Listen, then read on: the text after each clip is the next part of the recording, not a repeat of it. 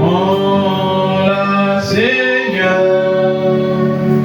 et que ta flamme brûle en mon cœur, que tout mon être vibre pour toi, pour soi seulement maître, ô divin, ô source de vie. Oh, de paix, oh, de paix, mauvais, toi je prie, Dieu là, et le jour encore, dans ma main, oh, sois mon soutien, pas de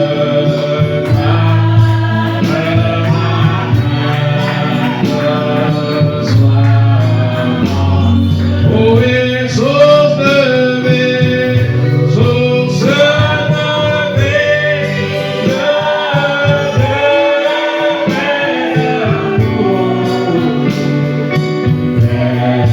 moi je prie, Dieu la vie le jour, en dans ma main, oh, sois mon soutien,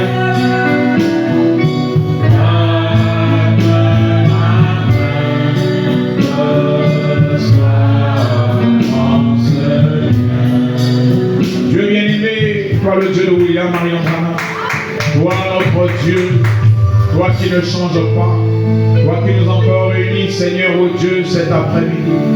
Ô Dieu, nous sommes si reconnaissants de savoir que tu nous as aimés, tu nous as prédestinés, tu nous as choisis, Seigneur. Tu connaissais, Seigneur, nos manquements, tu connaissais nos erreurs, nos défauts. Et malgré cela, tu nous as choisis, Seigneur. Comme Jacob, tu nous as choisis. Et tu as fait de nous Israël, Seigneur, afin que nous puissions, Père, nous identifier à ton plan éternel. Oh Dieu, nous sommes si reconnaissants de savoir que tu nous as encore, oh Dieu, accordé cette opportunité, ce privilège, Seigneur, la bonne santé de pouvoir, oh Dieu, nous rassembler en cet endroit. Nous sommes venus, Seigneur, afin de nous identifier à la constellation, Seigneur, inscrite, Seigneur, oh Dieu, dans les cieux.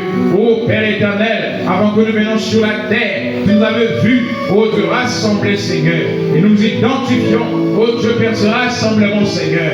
Alors, oh Dieu, nous croyons que ta présence qui est déjà au milieu de nous, Seigneur, car il est écrit que toi, notre Dieu, tu demeures dans l'assemblée des dieux, Seigneur, et tu es terrible au milieu des saints. Oh Dieu, que tout un chacun, Seigneur, puisse, oh Dieu, expérimenter encore une fois de plus ta présence, ta bonté, ton amour et ta grandeur en ce jour, Seigneur. Prends le contrôle de tout, Seigneur. Que la gloire et l'honneur te reviennent, Seigneur. Oh Dieu, pour tous tes bienfaits, Seigneur, nous te disons merci. Merci, Seigneur, oh Dieu, pour ces louanges, Seigneur, que nous t'avons adressées, Seigneur. Je crois que, Père, tu aimes les louanges, Seigneur. Viens maintenant, Seigneur, parlez, Seigneur, oh Dieu, au travers de ton serviteur. Je ne suis rien, Seigneur, mais je veux que, Père, les paroles, oh Dieu, qui sortiront de ma bouche, Seigneur, soient, oh Dieu, Père éternel, influencées par le Saint-Esprit, afin, oh Dieu, de délivrer, afin de guérir, afin de transformer, afin d'accorder, Seigneur, oh Dieu, la réponse aux questions et la solution aux problèmes. Pour ta gloire et pour ton honneur, nous l'avons ainsi demandé dans le nom de Jésus-Christ. Amen. Acclamons très fort pour notre Dieu, que le Seigneur soit béni. Nous allons nous tenir debout, mettez la nez pour lire une portion d'écriture.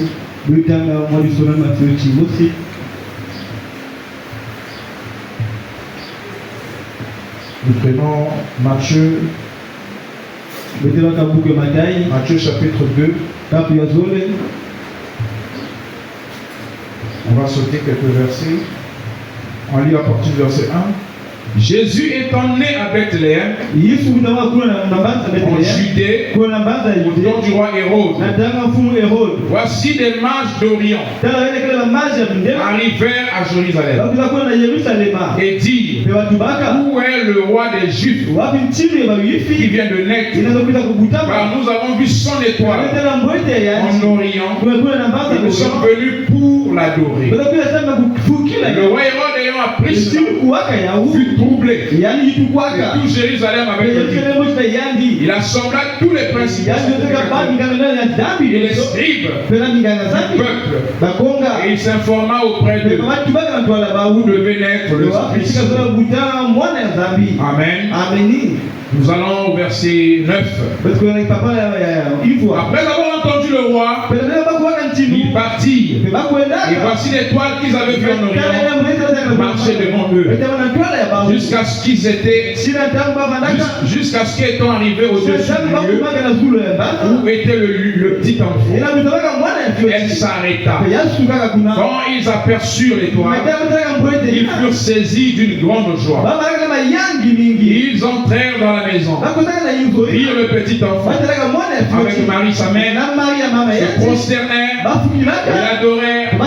Ils ouvrirent ensuite leur trésor et ils lui offrirent en présent de l'or, de l'encens et de la myrrhe. Oui, divinement avertis en songe de ne pas retourner vers Hérode. Ils regagnèrent leur pays par un autre chemin. Amen. Vous vous asseoir. Je vais prendre Matthieu chapitre 18, le verset 18. Je vous le dis en vérité, tout ce que vous lirez sur la terre sera lié dans le ciel. Et tout ce que vous délierez sur la terre sera délié dans le ciel. Je vous dis encore que si deux d'entre vous s'accordent sur la terre pour demander une chose quelconque, elle le sera accordée par mon Père qui est dans les cieux. Car là où deux ou trois sont assemblés en mon nom, je suis au milieu d'eux. Amen. Est-ce que nous le croyons? Dit là où deux ou trois sont assemblés en mon nom, je suis au milieu d'eux. Amen. Et vous savez pourquoi il le dit? Il ne voulait pas créer une religion autour des foules. C'est pourquoi il parle d'un petit nombre, deux ou trois, pour que celui qui sera dans un petit groupe ne puisse pas penser que Dieu n'est pas là. Amen. Il n'a pas dit, il n'a pas cité des grands nombres. Il a parlé de deux ou trois pour montrer que ce qui fait la présence de Dieu, ce n'est pas le nom. Mais ce qui fait la présence de Dieu, c'est quand le peuple s'assemble autour de son nom. Il y a une force dans le fait de s'accorder. Il dit que si deux personnes s'accordent et demandent quelque chose, tout ce qu'ils demandent, peu importe la chose, cela va s'accomplir. Donc il y a une puissance quand deux personnes s'accordent. Il y a une puissance quand un peuple est uni. Alléluia. Quand un peuple est uni, il y a une force. C'est la raison pour laquelle nous venons nous rassembler. Parce que je peux prier à ma maison. Mais il y a une force spéciale lorsque on s'assemble, lorsqu'on s'accorde. Si un frère ou une soeur a un problème et que tous ensemble nous mettons cette requête à cœur, nous prions pour ce nom, pour ce problème, ça va s'accomplir. Il y aura la solution. Ce qu'il demande va se réaliser. Parce qu'il y a une force lorsqu'un peuple, lorsqu'un groupe de gens s'accorde. C'est la raison pour laquelle il n'y a pas de constellation. Les constellations sont des assemblées, des rassemblements, des étoiles. Et en tant que fils de Dieu, on te donne de nous. Nous rassemblons là. On te donne de nous aussi. Nous sommes un en esprit. Parce que chaque rassemblement physique n'est qu'une image d'un rassemblement spirituel quelque part. C'est vrai avec moi. Donc l'union, avant que cela ne soit physique, il y a une union invisible dans l'esprit, dans le spirituel. Donc Jésus dit, si l'un d'entre vous, deux d'entre vous, s'accorde et demande quelque chose, peu importe la chose, cela va s'accomplir. C'est la constellation. C'est pourquoi Jésus n'a pas laissé les disciples chacun dans sa maison. Il dit allez, attendez à Jérusalem, rassemblez-vous. Il les avait habitués déjà à se rassembler. Il les a laissés avec ce style de se rassembler. Alléluia. Et pour se rassembler, il ne cherchait pas des lieux imposants. Parce que Jésus n'a pas dit là vous serez rassemblés dans un lieu en marbre ou au temple ou dans la synagogue. Il dit que là où deux ou trois sont assemblés autour de mon nom. Alléluia. Je suis au milieu de vous. L'esprit qui était en Jésus ne suit que le peuple qui est réuni autour de la parole. Vous me suivez? Et donc dans ce style-là, les disciples ont compris qu'ils devraient se rassembler pour attendre la promesse. Et ils sont allés se rassembler dans la chambre haute. C'était quoi? Une constellation. Est-ce que quelqu'un peut dire avec moi une constellation? Une assemblée des disciples réunis en accord et en s'attendant à quelque chose de commun. Alléluia. Quand nous attendons quelque chose, chacun de nous à la pensée dans cette chose-là, quelque chose va venir. Et pendant que nous sommes là, nous nous attendons à quelque chose. C'est de voir les résultats du réveil dont nous parlons. C'est-à-dire que chacun de nous, dans sa maison, devait penser au réveil, au résultat du réveil. Si on peut s'accorder sur le réveil, toute l'assemblée, comme ils étaient assemblés dans la chambre haute, ayant la même pensée, ça veut dire qu'ils étaient d'un commun accord. Alléluia. Comme je le dis, dans la chambre haute, 120 personnes. Toutes ces 120 personnes, chacune d'elles avait la même requête que l'autre. C'était l'attente de la puissance de Dieu. Alléluia. Vous pensez qu'il n'y avait pas de malades? Il y avait aussi des malades. Il y avait aussi des nécessiteux. Il pouvait aussi avoir des malades et des nécessiteux dans la chambre haute. La directive était, la requête était en premier. La seule chose qui les rassemblait, c'était de prier pour recevoir la puissance de haut. Alléluia. Donc le malade devait garder sa maladie après, en second plan. Quelqu'un me suit? Actuellement, quand on parle du réveil et des constellations, si nous voulons avoir des résultats dans l'assemblée, chacun de nous doit penser au réveil. C'est ça d'abord le premier principe. Une assemblée ne peut recevoir quelque chose que c'est tout. Ceux qui font l'assemblée partagent la même pensée, s'attendent à la même chose. Parce que si je viens de la pensée du mariage, ou de la pensée du travail, de la pensée de la guérison, de la pensée de ceci, nous sommes dispersés. Alléluia.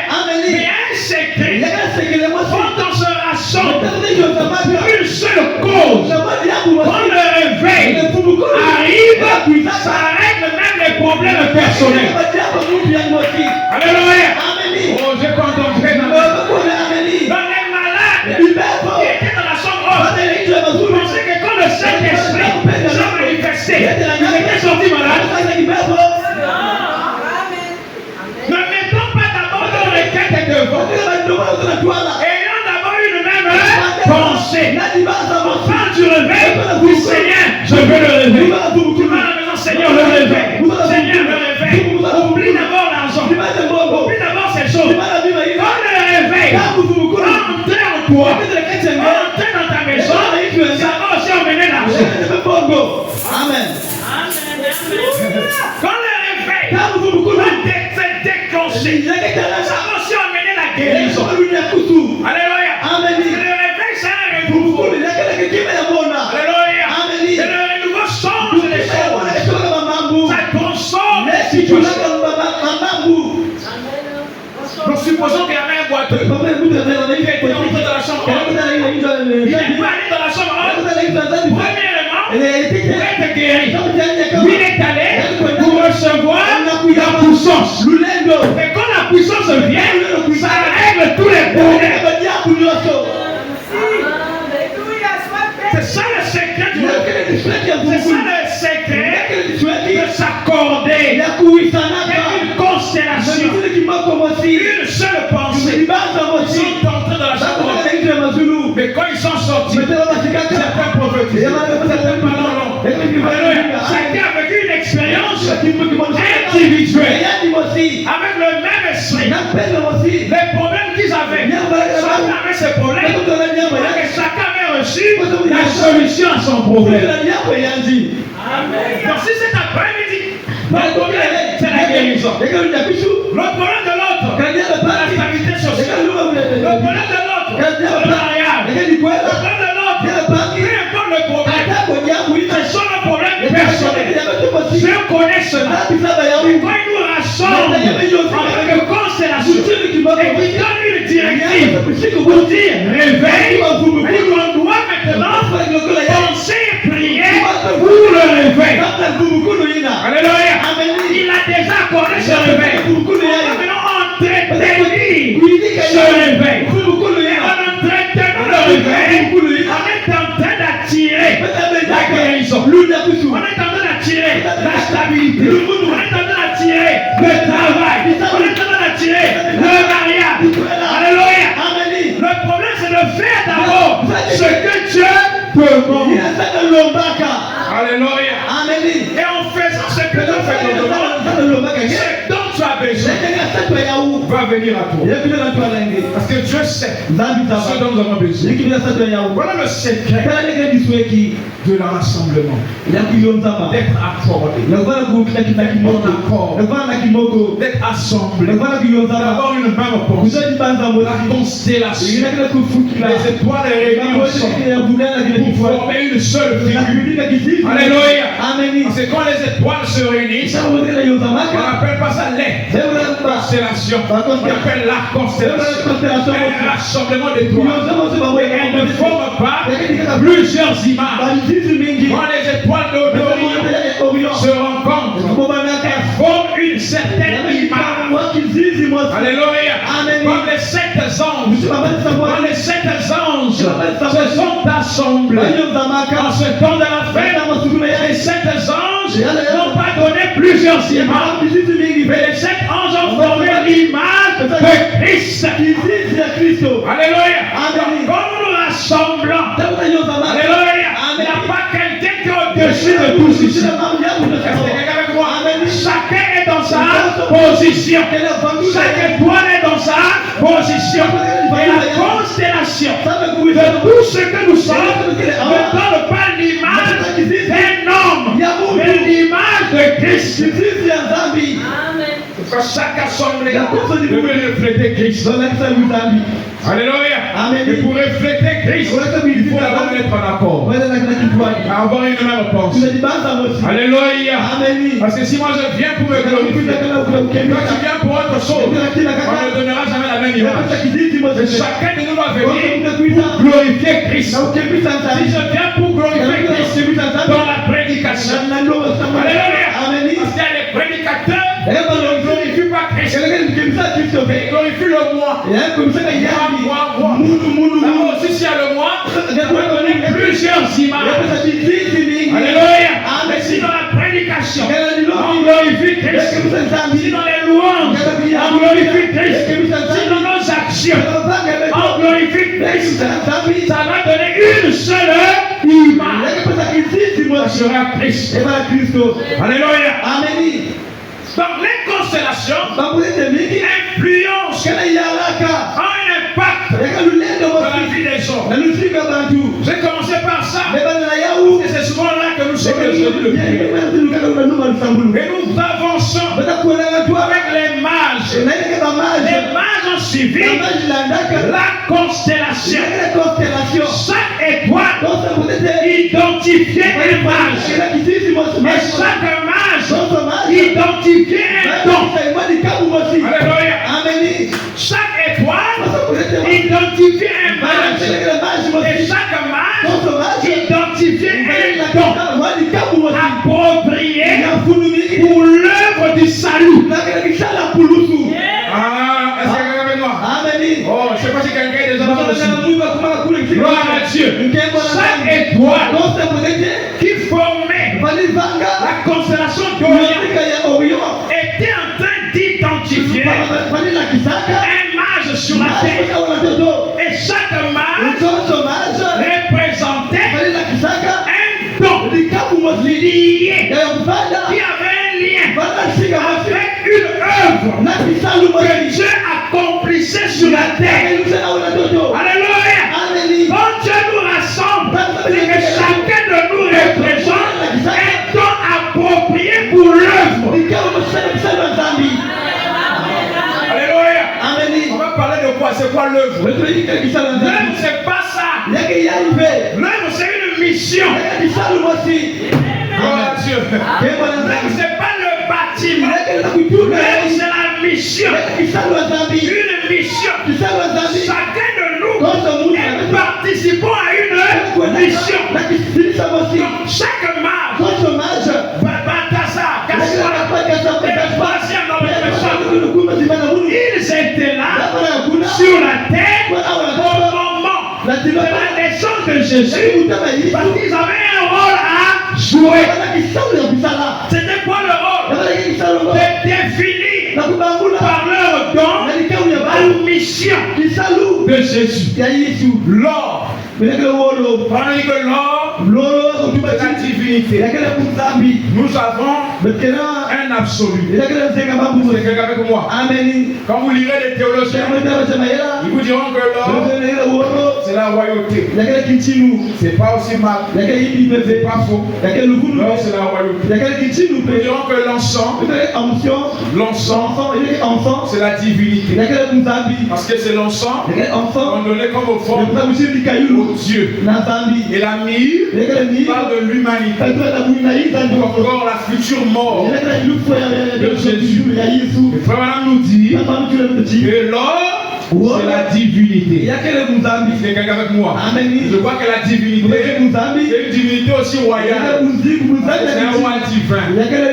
Et l'encens, on a dit que c'est le service. Et la myrrhe, c'est la mort. Donc chaque mage, dans son présent, identifiait la vie de Jésus, sa mission. Il montrait par l'or que c'est la divinité, par l'encens, le service, par la vie, la mort, la divinité s'est faite chair pour servir, pour mourir. Et donc c'était la mission de Jésus, mais identifiée par des mages.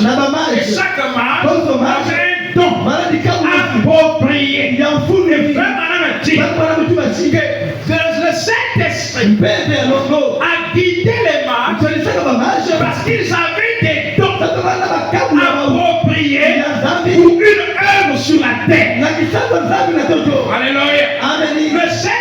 Saint-Esprit a guidé les marches. Parce qu'ils avaient une œuvre.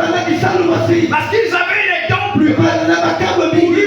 Pour une œuvre qui s'accomplissait sur la terre. Donc, Dieu ne fait rien par hasard. Alléluia. Ce n'était pas simplement une coïncidence. Comme on a dit le dimanche passé. Que se passait-il quand il ne voyait pas l'étoile? Mais qu'est-ce qui les faisait avancer?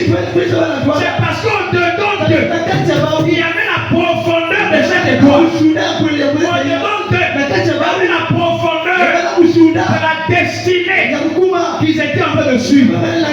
Alléluia. En réalité, on n'avance pas par la vue. On avance par la foi qui est dans le cœur. Donc, c'est une vision qu'ils avaient au-dedans d'eux qui les faisait avancer. Vous leur dites que voici le chemin. Vous les laissez ce chemin. Et nous avons dit l'erreur, c'est quand ils sont allés à Jérusalem. Là où c'était censé, ils étaient censés là, à Jérusalem, connaître qu'il y a quelque chose qui s'est passé. Parce que c'était la grande ville où il y avait des synagogues. Mais quand ils sont arrivés là, personne ne savait ce qui s'était passé. C'est l'erreur que nous commettons. Avec moi, nous jugeons Dieu par la vue. Comme c'est grand, comme c'est beau, comme c'est interne, comme là, il y a Dieu. Ils sont arrivés à Jérusalem, mais ils n'ont pas vu ce qu'ils cherchaient. Ils n'ont pas pu trouver ce qu'ils cherchaient. On me dit que là, à Jérusalem, l'étoile qu'ils voyaient avait même disparu. Alléluia. C'est l'erreur que nous commettons. Nous choisissons par la vue. Alléluia. Amen. Ce qui attire la vue. Oh, les mages suivaient l'étoile. Là où je sens par la profondeur qui est en moi, ne réagit pas, il y a quelque chose qui ne va pas. C'est ça que les mages, ils sont arrivés à Jérusalem, il y avait les rois. Ils n'ont pas regardé à la grandeur du roi. Ils n'ont pas regardé aux scribes. Ils ont demandé, nous avons vu l'étoile en Orient. On a suivi l'étoile. On veut connaître. Qu'on est dit, est-ce que vous savez? Ils ont dit non, en tout cas. Alléluia. Même à Jérusalem, ils ne connaissaient pas qu'il y a quelque chose qui s'est passé. Alléluia. Comme j'ai dit à un ami, il était même prédicateur à l'époque. Le prêche quand il était à l'église, il me disait, tout ce qui s'est passé là-bas. J'ai dit, c'est pas qui m'apprend. On ne cherche pas les informations. C'est grave, regarde. Il dit, même nous qui sommes à la maison, ils sont mieux que ceux qui vont à l'église. J'ai dit, ça dépend de l'église. C'est quelqu'un avec moi. J'ai dit, c'est parce que vous cherchez à voir l'étoile à Jérusalem. C'est quelqu'un avec moi. Vous cherchez à voir l'étoile à Jérusalem. Et c'est là que vous êtes déçus. Mais Dieu aussi, il ont possibilité grands. C'est ça en fait. Jérusalem était la ville des grands. Et là, il n'y avait pas d'étoile. L'étoile ne brillait pas. Il y avait des bâtiments, des grands bâtiments, des synagogues. C'était même la ville où il y avait le temple. Ah oui. Les gens sont déçus par l'église en général. C'est parce qu'ils ont mis leur foi dans des grands bâtiments. Dans ce qu'ils appellent grands. C'était ça les mages. L'erreur qu'ils ont commis. D'aller à Jérusalem. Et dire mon bien-aimé, le problème, c'est parce que vous regardez à Jérusalem les grands noms. Les grands noms du message. C'est bien. J'ai dit, toi, à l'époque Jérusalem était la ville sainte. C'est pourquoi le temple était bâti là. Quand Salomon a bâti le temple, le Saint-Esprit est venu là, dans le lieu très saint. Il Il dit Père, partout où un juif va se trouver, si se tourne en direction du temple et qu'il prie, et sa prière soit exaucée. Dieu avait confirmé la prière de Salomon. À un certain moment, Jérusalem, son temple était sacré. Mais il arrive un moment quand le peuple s'habitue avec les choses sacrées, ça ôte le surnaturel. Alléluia. Comme j'avais dit dimanche, on ne doit pas créer la religion des Écritures. Mais on doit veiller à l'accomplissement des Écritures. Parce que les Écritures ne sont pas dans la Bible, nous puissions les réciter. Et pour que nous puissions les voir s'accomplir, vivre. Alléluia. Amen. Je dis à ce bien-aimé, ne cherche pas Dieu à Jérusalem. Ne cherche pas Dieu dans les grands édifices. Ne cherche pas Dieu dans ce qui attire ta vue. Mais cherche Dieu dans la simplicité. Parce que Dieu, c'est la profondeur qui est dans ton cœur. À Bethléem, c'est là que les mages ont trouvé Dieu. Pourquoi? Parce que tu trouves Dieu par rapport à ton destin, par rapport à ta mission. C'est ça le problème. Les mages avaient une mission. Et pour qu'ils puissent être en contact avec Dieu, en ordre avec Dieu, c'était de s'ajuster à la mission qu'ils avaient. Et cette mission, c'était le don que chacun peut apporter pour identifier la mission de Jésus. Donc, quand il y a une œuvre sur la terre, il y a une constellation qui annonce cette œuvre. Et il y a des gens sur la terre qui sont connectés, qui font partie de la constellation. La constellation annonce qu'il y a une œuvre sur la terre. Et cette constellation, il y a des gens sur la terre qui font partie, qui s'identifient à la constellation afin de pouvoir accomplir, aider, œuvrer pour la bonne marche, la réalisation de l'œuvre qu'elle est. C'était l'œuvre du salut. L'or, la divinité, l'encens, le service et la mire, la mort. Est-ce que tu es avec moi? Et c'est pourquoi, même dans les constellations, pas si tout le monde ne va pas. Eh bien, allons, si on peut faire passer ça. C'est pourquoi même dans les constellations, comme Madame nous dit que le premier signe du zodiaque, c'est la Vierge, c'est par rapport à la venue du Seigneur. Parce qu'en réalité, le premier signe dans le zodiaque, ce n'est pas la Vierge, c'est le bélier. Selon les zodiaques, le zodiaque tropical, qui est le zodiaque occidental. Parce qu'il y a le zodiaque des Indiens aussi. Il y a le zodiaque aussi des Chinois. Mais les 12 signes que nous étudions dans notre zodiaque, c'est le zodiaque occidental. Comme j'avais dit, quand vous allez faire des recherches dans le zodiaque chinois, vous allez retrouver le crapaud. Il y a le chauveau. Il n'y en a pas dans notre zodiaque. Parce que le système zodiacal, c'est le zodiaque occidental. Et il faut vraiment se base sur ça. Il nous dit que le premier signe, c'est la Vierge. Donc en réalité, quand vous faites les recherches, le premier signe, ce n'est pas la Vierge, mais c'est le bélier. Mais pourquoi maintenant parle de la Vierge? Alléluia. Parce que la venue de Jésus avait changé toutes choses. Vous avez même remarqué qu'à partir de la naissance de Jésus, on ne comptait plus du haut en bas. Alléluia. On commençait à compter à l'an zéro. La venue de Jésus a changé même le calendrier. Alléluia. Donc, la venue de Jésus a bouleversé le cours de l'histoire. Donc, il doit être le premier. En tant que bélier, il est né. Son signe zodiacal. En tant que bélier, il est né en avril, pas en décembre. Parce qu'il était un bélier. Un agneau.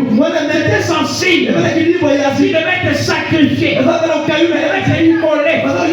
Alléluia. Mais il est venu par la Vierge. Alléluia.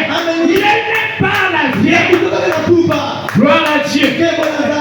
Oh, est-ce que quelqu'un peut comprendre? Il est né par la Vierge. Et en venant par la Vierge devient le premier signe du zodiaque.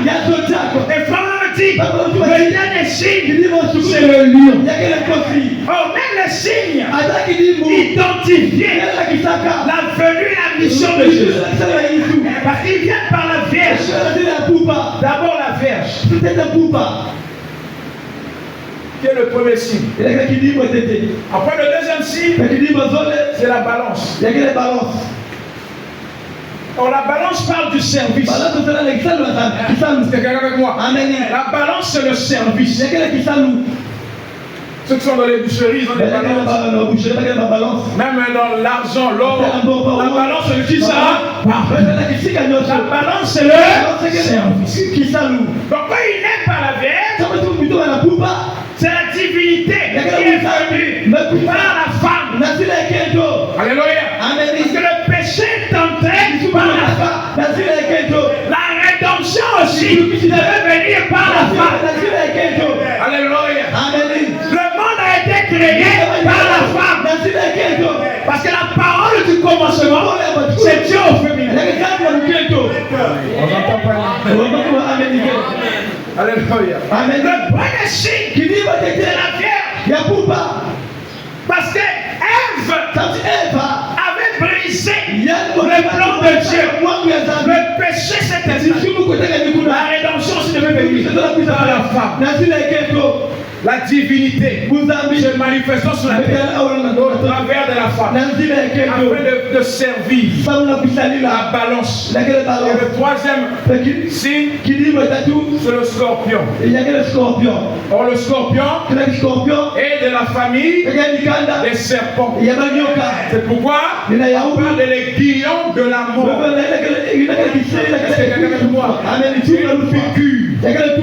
Alléluia. Le serpent dira la morsure. La morsure du serpent, la piqûre du scorpion.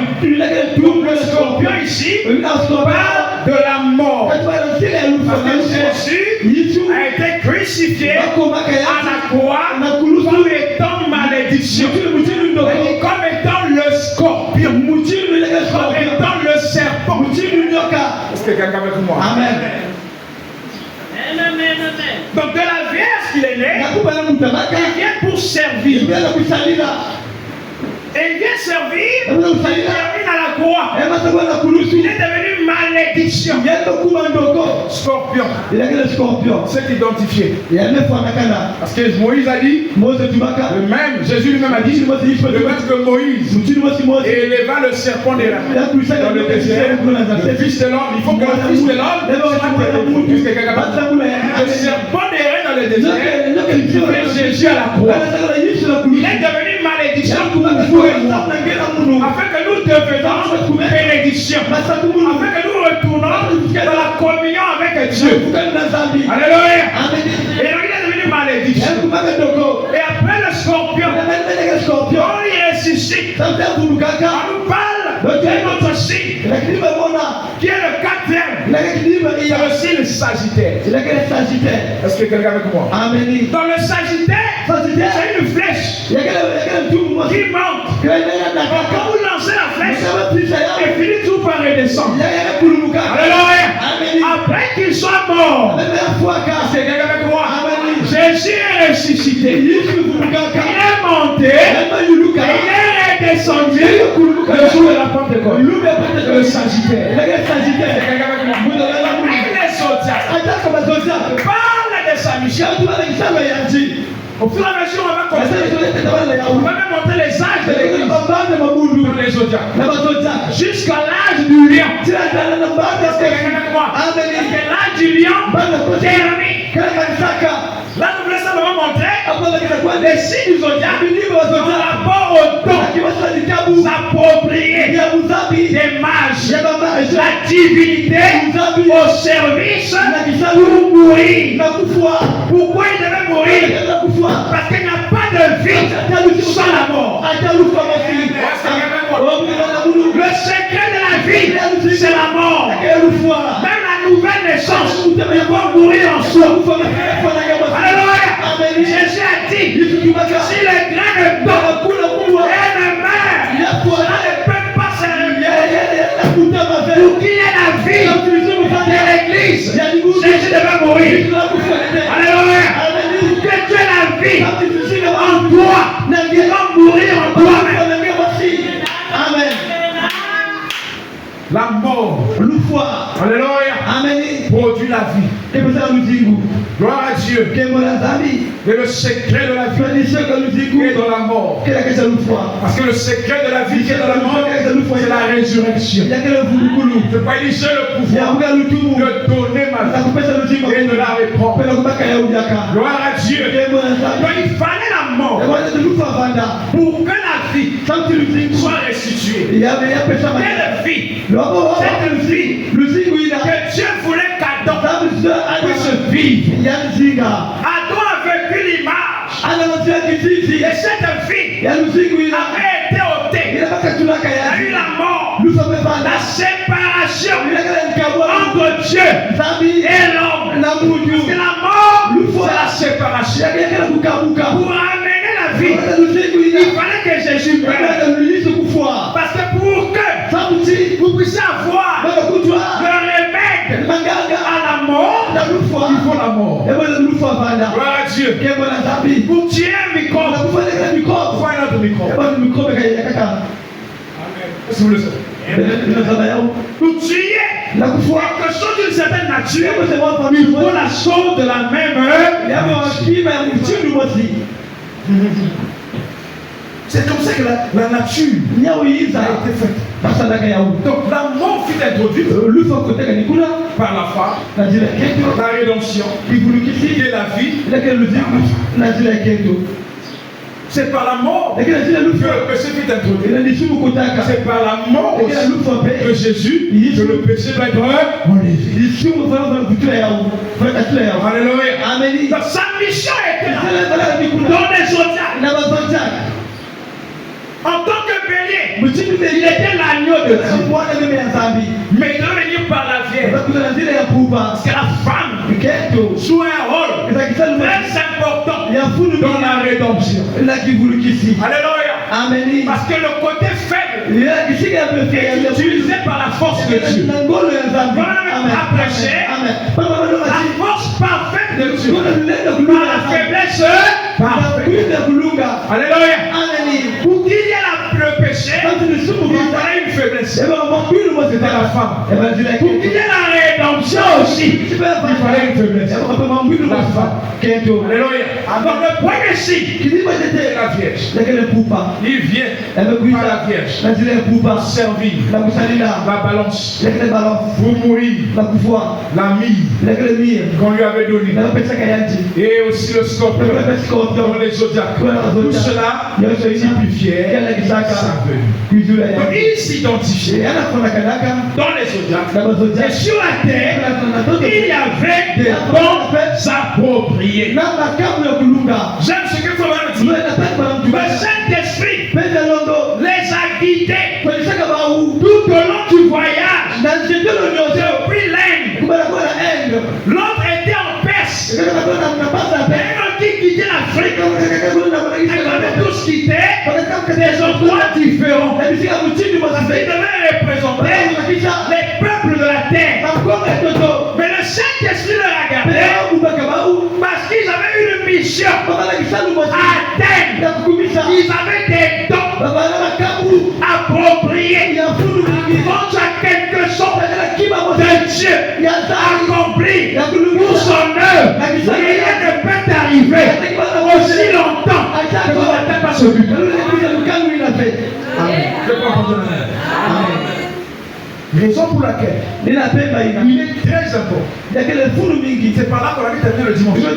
Il est très important que chacun puisse demander au Seigneur quelle est sa mission sur la terre. Quand vous connaissez votre mission, vous n'aurez pas peur des sorciers. Pourquoi? Parce que vous savez que aussi longtemps que votre mission n'est pas atteinte, rien ne peut vous arriver. Comme Paul voyageait, une fois il est arrivé, le bateau devait chavirer. Mais l'esprit, l'ange lui est apparu. Il lui a dit, dis-toi, et ceux qui sont dans ce bateau, personne ne va périr. Pourquoi? Parce que Paul a une mission. Sa mission n'est pas encore atteinte. Quand tu connais ta mission, quand l'ennemi fait des grimaces, ça ne dit absolument rien. Jésus savait quelle était sa mission. Alléluia. Et quand le temps est arrivé, il veut dire à ses disciples que mon heure est venue. Même les démons connaissent leur mission. Même les démons connaissent leur temps. Le fou de Gadara qui était possédé des démons. Quand il a vu Jésus, il a dit qu'a-t-il envoyé moi? Mon heure n'est pas encore arrivée. Chaque temps est défini pour une mission. Et chaque mission est donnée à un homme ou à un esprit. Chacun de nous ici a une mission. Donc le problème, c'est de découvrir quelle est ma mission. Par rapport à cette mission, tu as un don particulier. Alléluia. Tu as un don particulier. Et ce don-là, ce n'est pas pour toi. Ce don-là, c'est pour une œuvre de Dieu. Il accomplit sur la terre pendant que Dieu est là sur la terre. L'école nous a appris, il faut réussir, travailler, construire, se marier, c'est la routine. Mais ça c'est le côté humain. Mais quelle est la raison, quel est le but pour lequel Dieu m'a placé sur la terre? C'est pour aller à l'école, pour travailler. Ce sont des choses humaines qui s'accompagnent notre vie sur la terre. Mais chacun devrait découvrir. Je me dis, parmi les mystères de Dieu, il y a aussi le mystère de sa volonté. Et chacun de nous devrait chercher à découvrir quelle est la volonté de Dieu pour lui-même. Les bien-aimés, nous pensons que prier, c'est seulement dire Seigneur, j'ai besoin du travail. Seigneur, je vais être guéri. Seigneur, tout ce que nous demandons là, c'est pour nous. Mais ce que lui veut, est-ce qu'on peut aussi prendre le temps pour dire Seigneur, révèle-moi, depuis que je suis né, révèle-moi quelle est ma mission, qu'est-ce que je dois accomplir, pas pour moi, mais pour toi. C'est quand j'étudie. J'ai le bac, j'ai la licence, la maîtrise. J'accomplis ça, c'est pour moi. Est-ce que quelqu'un avec moi? C'est pour moi. Mais qu'est-ce que je fais pour lui? Quelle est ma mission pour eux? Les disciples avaient compris qu'ils avaient une mission. Et quand ils sont sortis de la chambre, ils ont compris qu'ils devaient accomplir la mission. Il leur avait dit quoi? Allez partout dans le monde. Et faites des nations des disciples. Alléluia. Et ceux qui sont sortis de la chambre haute, il n'y avait pas que les hommes. Il y avait aussi des femmes. Parce que la plupart du temps dans nos églises, quand on parle d'évangélisation, on met de côté les sœurs. Mais j'aimerais vous dire que les plus grands évangélistes sont les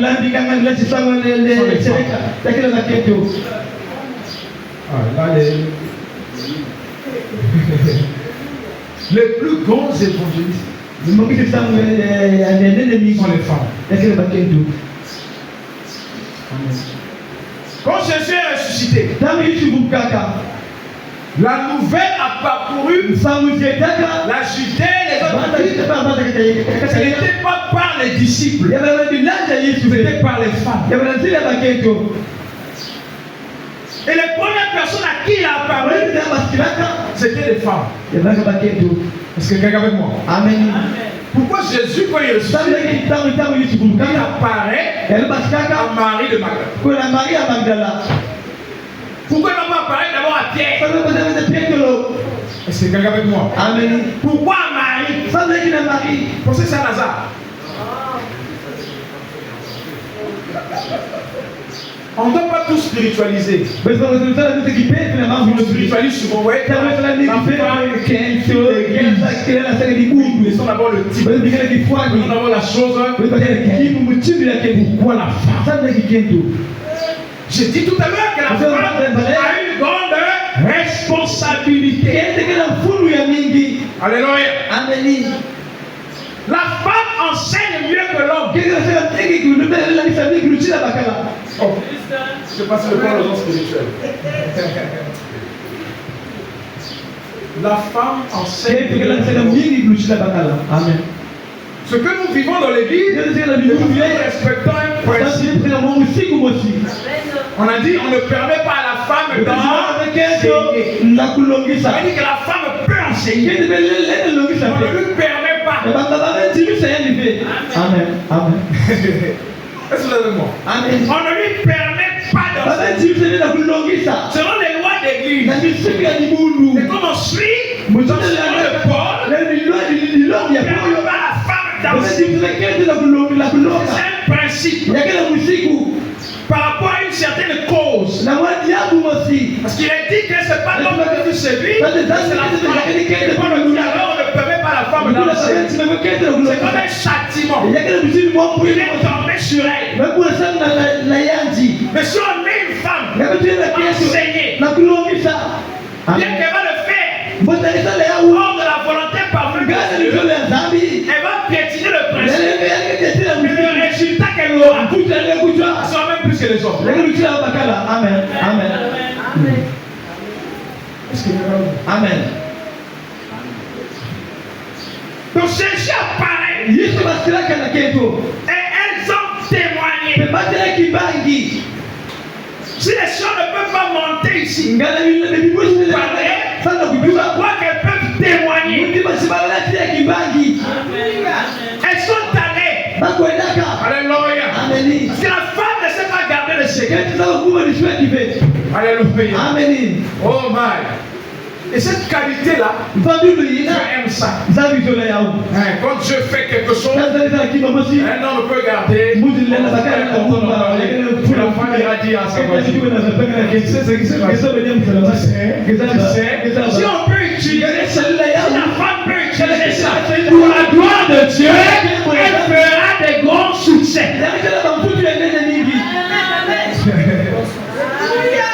Cette capacité-là de dire les choses, de parler, alléluia. Et quoi, la chute même des excellents pour embellir l'histoire. Il s'appelle dans le bon sens. Pour la gloire de Dieu, Dieu sera glorifié. Mais le diable a perverti cela. Moi, Dieu a utilisé les femmes. La femme n'a pas peur. Qu'est-ce que l'amour m'a fait? Donc ce qui se passe là, C'est surtout les hommes qu'on arrête, non? Il faut que se balade pour eux. Vous ne les arrêtez parce que c'est une femme. Elle ne peut pas être une vieille brigande. Les jeunes mariés. La fille, même si elle est en laisse, c'est bien avec moi. Et ce que aussi Dieu a fait. Parce que les hommes avaient peur. On avait dit aux hommes, celui qu'on va attraper, qui est en train de parler de ce Jésus-là, où il est ressuscité, on va le chicoter. On va voir. Alors Dieu dit, il va apparaître aux femmes. Parce que les femmes, on ne va pas les mettre en prison. Alléluia. Il apparaît à la Marie de Magdala sur le chemin déjà. Tu as pris, il est ressuscité. Il a dit ça. Je l'ai vu moi.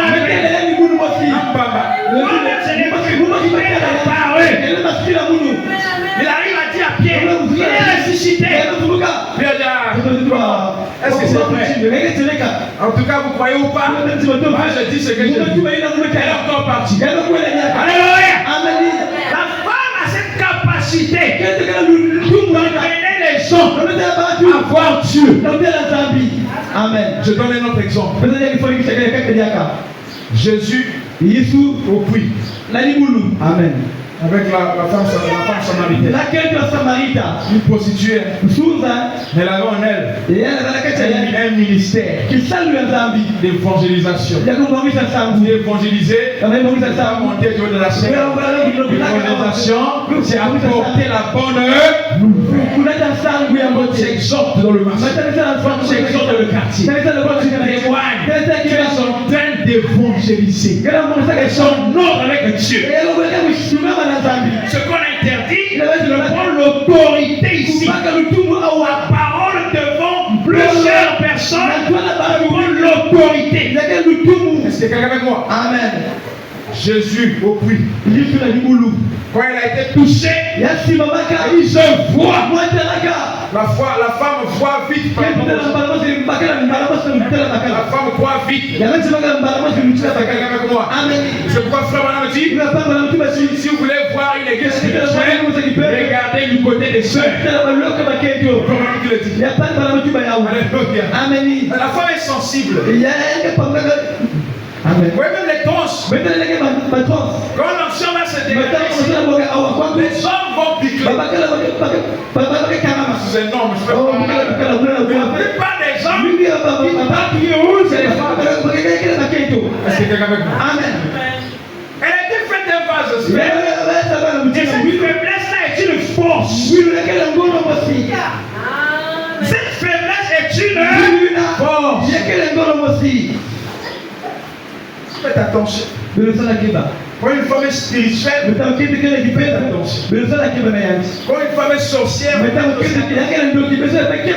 Amen. La femme excelle dans le domaine de Amen. Et si Dieu récupère cette femme avec ses capacités, il en fait une arme entre ses mains, un instrument entre ses mains, il va gagner plusieurs âmes. Le cas de la femme samaritaine. Elle dit, je vois que Dieu est prophète. Le souverain sacrificateur, malgré tous les livres qu'il a lus, il n'a jamais pu voir que Jésus là, il est le Messie promis. Est-ce que quelqu'un avec moi? Elle dit, je vois que Dieu est prophète. Il nous avait été dit que quand le Messie viendra, il dira tel et tel. C'est pourquoi la majorité des églises, quand il y a des prophètes, il y a beaucoup de femmes. Amen. La femme voit. Et la lui dit que quand elle est allée dans la ville de Sisha, alléluia. Lisez la Bible, vous allez voir ce qu'on dit. Quand elle alla dans la ville, je vais utiliser les mots même de la Bible. Pourquoi l'histoire est dans Jean 4. Jean 4, quand elle est allée dans la ville, elle lui dit quoi? Plusieurs. Mingi. Elle dit ceci.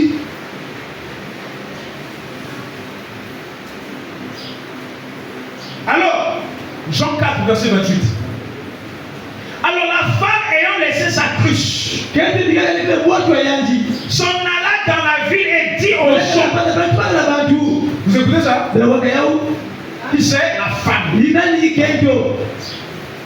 Dans le zodiaque, on a la vierge. Sur la terre, on a Marie, la femme. On montre le rôle de la femme dans la rédemption. Quelqu'un avec moi? Sinon, sœur, comprendre ça. La considération de la vierge. La femme.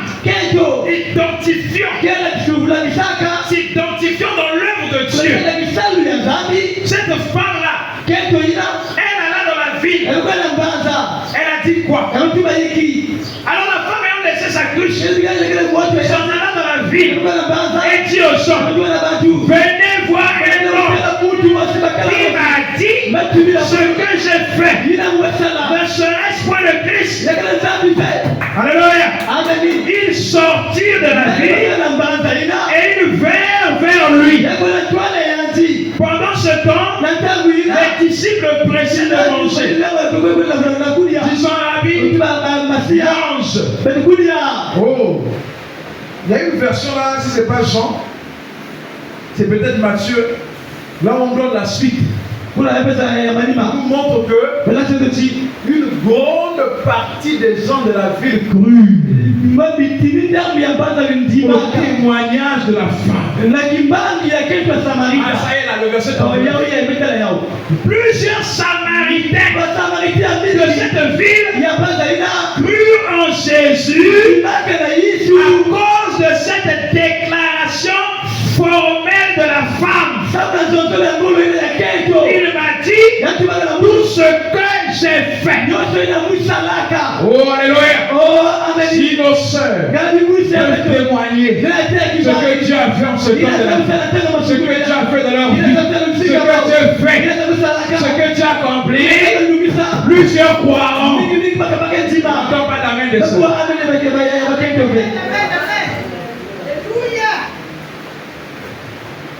Qu'est-ce qui a fait que ce que nous lisons là, on ne voit pas ça dans nos églises à cause d'un mauvais enseignement?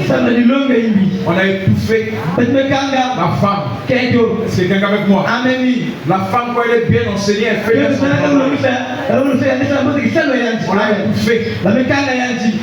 La place de la femme, c'est la cuisine. Quand on parle de la parole, on ne doit pas parler.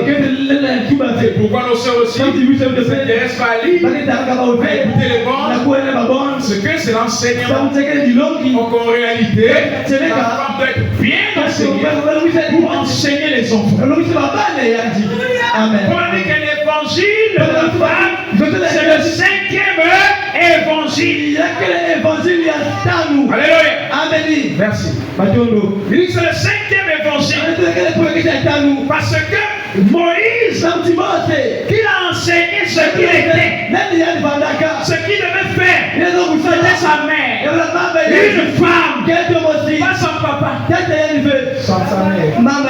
Alléluia. Le 5e évangile. Il a dit tu es né. Quand tu es né, on priait.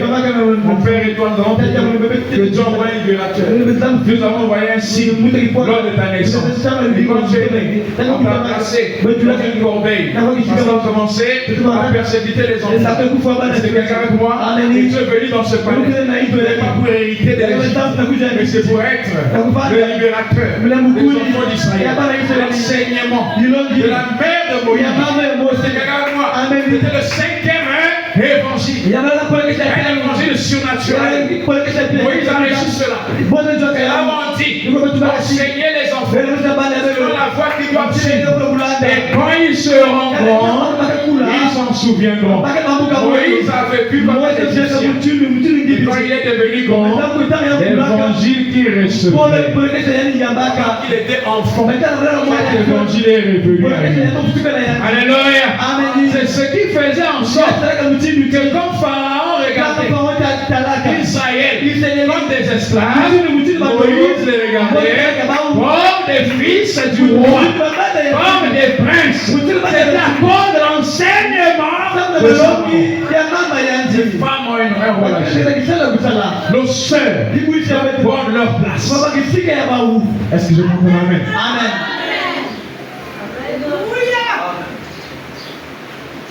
On s'identifie aux constellations. Pour terminer. Oh, j'avais encore beaucoup de choses à dire. On va lire quelque chose pour terminer. Il dit ceci dans Hébreux chapitre 3. C'est le 1er septembre 1957. Hébreux chapitre 3, c'est le 1er septembre 1957. Il est dit, l'étoile allait devant les mages. Personne ne l'a vue, sauf les mages. Elle est passée au-dessus de tous les observatoires. Il mesurait le temps par les étoiles. Personne ne l'a vue, sauf les étoiles, sauf les mages. C'est eux qui étaient destinés à la voir. Oh! Ce que tu vois là, si tu l'as vu, ne cherche pas que tout le monde puisse voir. Alléluia. Ce que tu crois, tu l'as cru. Ne cherche pas que tout le monde puisse voir. C'est pour toi. C'est destiné pour toi. Alléluia. C'est pourquoi moi, je ne suis pas dans cette religion d'imposer les gens ou de dicter les gens ce qu'ils doivent faire. Sortir de ça. Maintenant, on est dans le nouveau réveil. On parle des constellations. Si tu es là et tu t'identifies à la constellation, alléluia, la constellation du dé, ça veut dire que ça doit être la révélation. Comme le mage. Est-ce que quelqu'un avec moi? Amen. Comme le mage. On n'a pas dit au mage, apporte l'encens, apporte la myrrhe, apporte l'or. Lui-même, ils ont vu. Les autres n'ont pas vu. Alléluia. De la même manière, Pierre avait vu Jésus. Il savait que c'était un prophète. Et les autres l'appelaient Belzébul. Ce que Pierre avait vu, c'est parce qu'il était destiné à voir. Alléluia. Ce n'est pas une religion de groupe. Ce n'est pas une foi populaire. C'est une foi individuelle. Amen. Il a vu l'étoile, il a suivi. Il s'est sacrifié. Chameau, depuis Inde jusqu'à Bethléem, depuis Perse jusqu'à Bethléem, depuis l'Afrique jusqu'à Bethléem. Les trois ont marché. Ils ont rencontré des obstacles, mais ils ne se sont pas arrêtés parce qu'ils avaient une mission. Ils s'étaient identifiés à la constellation qui indiquait une œuvre sur la terre. Alléluia. L'œuvre, c'est une mission. Pas un bâtiment. Dans ce temps-là, l'œuvre, c'est l'œuvre du salut. Et il était là dans un homme appelé Jésus. Alléluia. Quand Dieu fait une œuvre sur la terre, il y a un peuple qui s'identifie à la constellation qui témoigne de l'œuvre. Cette œuvre-là, c'est une mission. Et une mission, c'est d'avoir un homme. Après, ça devient des hommes. Parce que Jésus était dans cette mission. Et quand les disciples ont cru en Jésus, ils étaient devenus aussi cette mission, cette œuvre.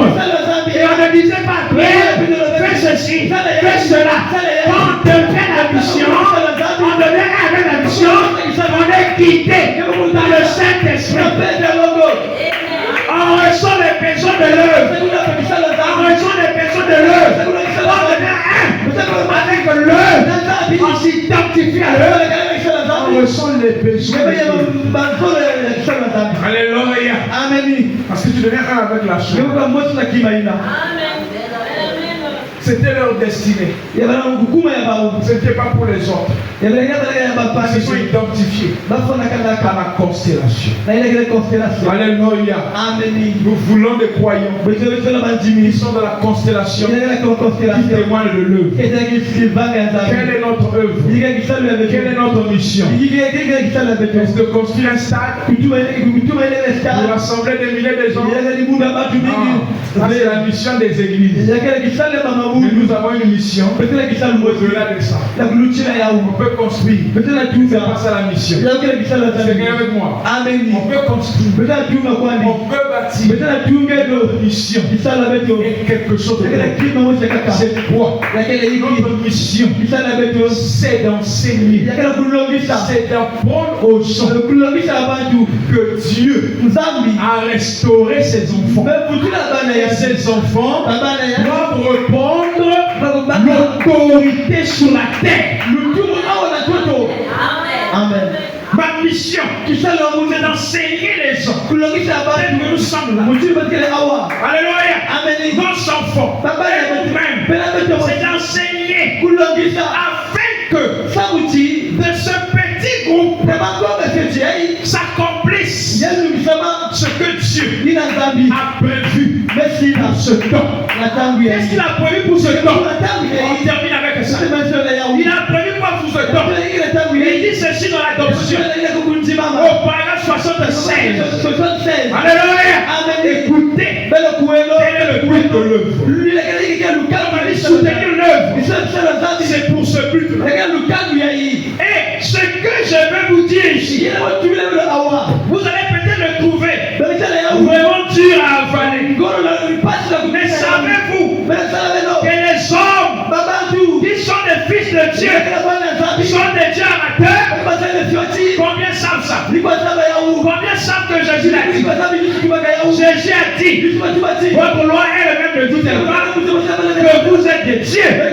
Et si vous appelez Dieu, d'ailleurs Dieu avait dit dans Genèse 2, ils étaient de Dieu, puisqu'ils étaient, ils avaient la pleine autorité sur l'empire du monde. Ils avaient quoi? Ils avaient quoi?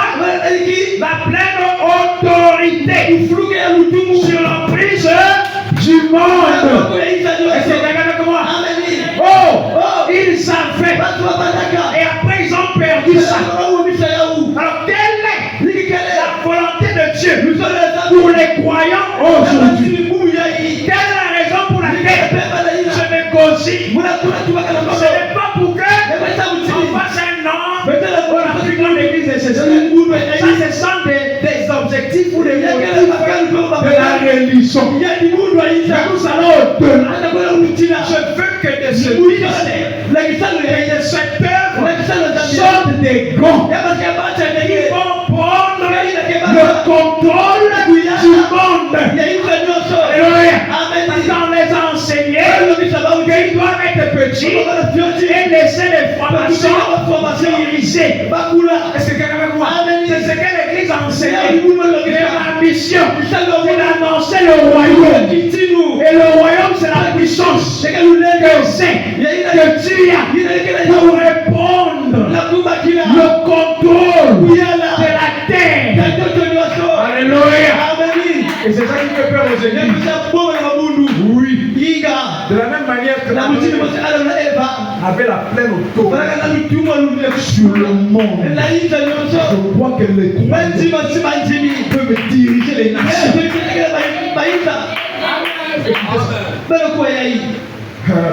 On arrive là. C'est le ciel. Dieu était le Dieu du ciel. Adam était le Dieu du ciel.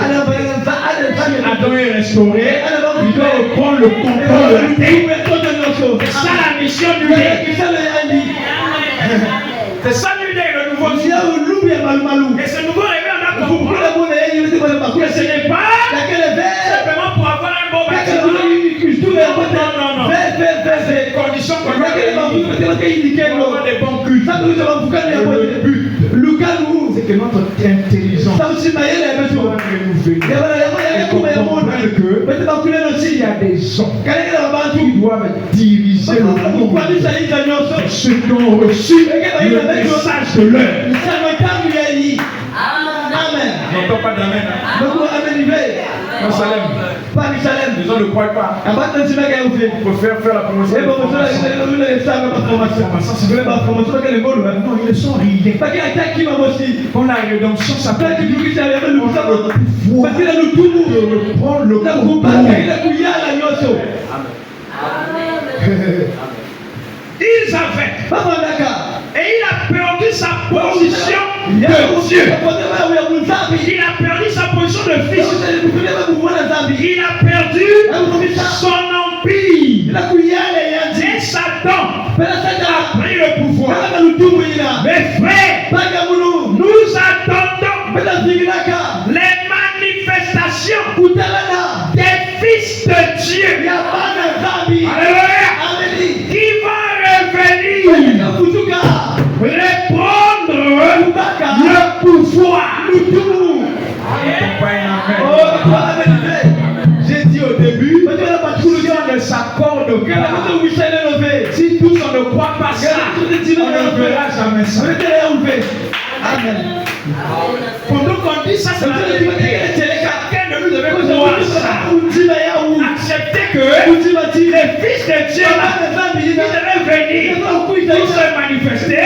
C'est lui. Et cela s'accomplit en lui. Je le crois. Il le croit. En ce moment-là, il va répondre l'autorité. Les formations et les apôtres nous enseignent à croire qu'ils sont grands, qu'ils sont puissants. Ce que l'on vous dit, que vous êtes, ce que vous deviendrez, c'est la loi de l'identification. Alléluia. Nous sommes ces fils de Dieu. Que la nature attend. Alléluia. Nous attendons la manifestation des fils de Dieu qui vont revenir reprendre le pouvoir. Alléluia. Ils doivent revenir pour reprendre le pouvoir. Je crois que cela avait commencé avec Frère Branham parce qu'il était l'exemple, il était le modèle, il était le prototype.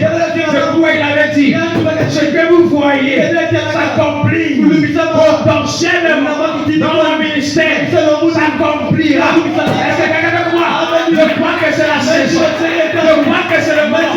Si on peut s'accorder que nous sommes ces gens dont il a parlé, on va prendre le comité.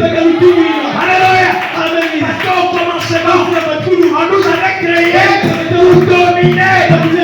Quand Adam a péché, il a perdu. On a la rédemption qui s'accomplit, on reprend le pouvoir. Alléluia. Est-ce que quelqu'un me dit je dois dominer? Je dois dominer. C'est ça la mission. C'est ça l'œuvre. C'est ça quoi Dieu nous appelle.